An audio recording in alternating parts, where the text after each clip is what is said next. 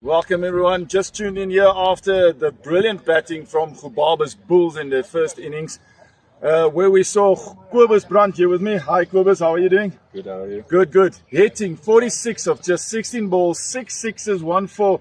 Kobus, surely you were playing on a different pitch as the rest of your team.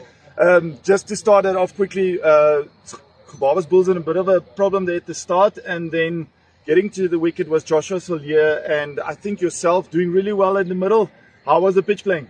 Yes, the pitch was good. A little bit slow, but not bad. But I think we executed our plan very well. We wanted to start slowly and make sure we had a few wickets towards the end, so that we have a few guys who can hit the ball and we can come in and have a go at it. So I think we worked to the plan very well. Biggest score of the tournament this far, 184 scored by Gobabis Bulls. And all thank you to Kobus with that quick 46 of 16 here at the end. Kobus, good luck with defending that. And we really would like to see you bat a bit more in the upcoming games. Thank you so much. Good stuff. Thank you.